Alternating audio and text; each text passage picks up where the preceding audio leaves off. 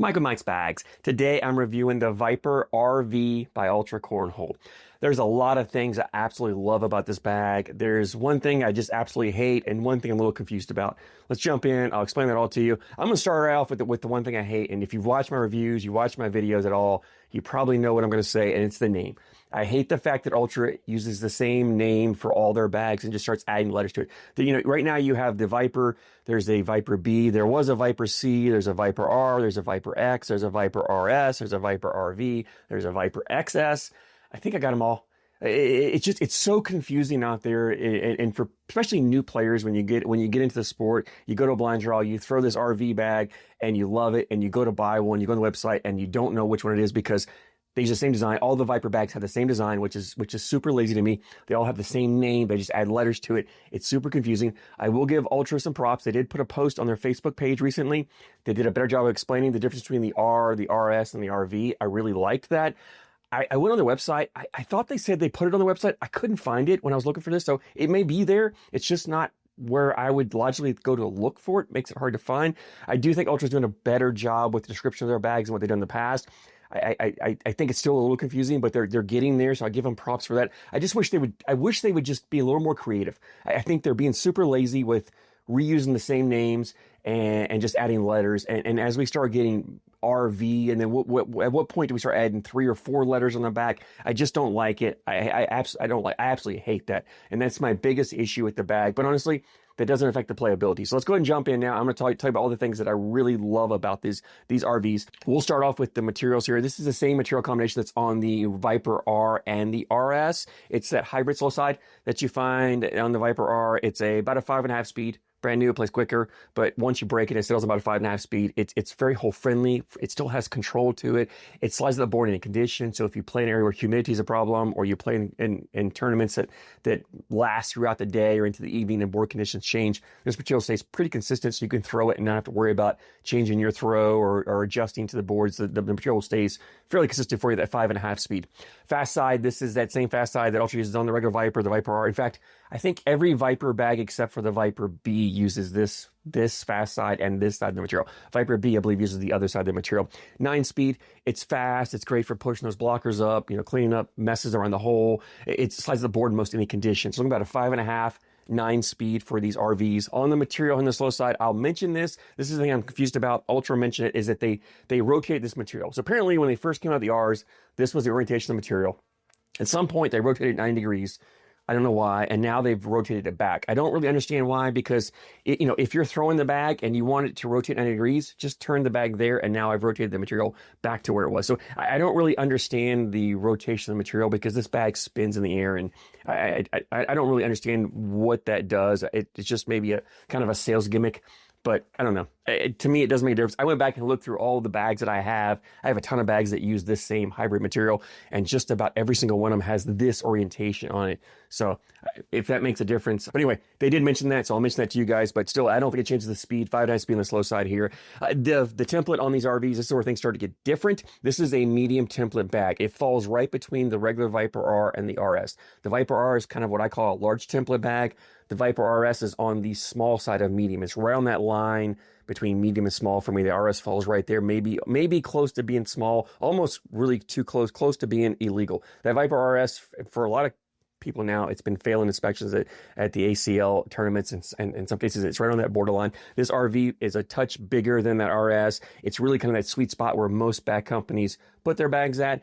The fill in here is a medium amount of fill, so you have some flop. It is not overly floppy. These bags are not fully broken, so they will stretch a little more, so you'll get a little more flop. But this bag's not going to be as sloppy and floppy as the regular Viper R. A little bit floppier, I think, than the RS, if you're familiar with those bags out there. The fill in here, this is that tri-blend, or I can't remember what Ultra calls it, tri-something. It's a 3-part fill that Ultra uses in the RS. I love the fill. I love that about the RS. That's what I love better than the RS over the regular R, is the fill. This is an incredible fill. It gives you just enough movement and action that cuts, rolls, flops are so much easier with this bag than the regular Viper R. It's still super forgiving, so it's very little to no kick to it. So even if you don't throw flat, you can throw this bag. It drips around the hole with this tri-blend fill, as well as the materials. This bag is super hole friendly because you do have some flop here. It's very forgiving on the hole. You get that corner to dip in, it's going to grab, pull the bag back in. The weight of these RVs, this is something that is different from the RS. One of the things I hated about the RS was they were at a minimum weight. I did not like how light they were. These bags, I wish these RVs were just a hair bit heavier. I think they're still on that borderline of being a little too light for me, but they're heavier than the RS. I think they play better. I didn't have the problem with the collectability, the pushing through as I did with the RS. So I do like the fact they put some of the weight back into these RVs. These things are ACL stamps. You play in the ACL, you can throw these. Let's go ahead and jump in and talk more about the playability here. And it's a versatile bag. If you've thrown any version of the Viper R, whether it's the R or the RS, you're going to get a similar playability here in the sense that if you want to get up there and run bags in the hole, you can do it.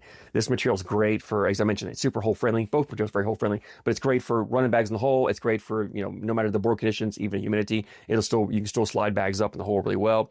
It excels in that. But if you want to get up there and play a dirty style game, you have the ability of this material to slow it down, throw blockers up there, put bags in the way. These bags are big enough that they do a great job with the blocker. You don't get super aggressive. You can just go across that midline a little bit, and you got a bag sitting in the way, and you can have a blocker there. Collectability, because these bags are not super floppy, you're just clipping a corner. You can clip a corner and take that bag, which means you get more aggressive, putting that bag in your opponent's side, knowing your last bag, you can come down, catch that corner, and take it in. You've got the abilities I mentioned for shot shaping, cuts, rolls, flops. So you can come across the cut. If you go too far over or your opponent blows a little further out of the way, you can come across the cut, grab it, pull the bag back in.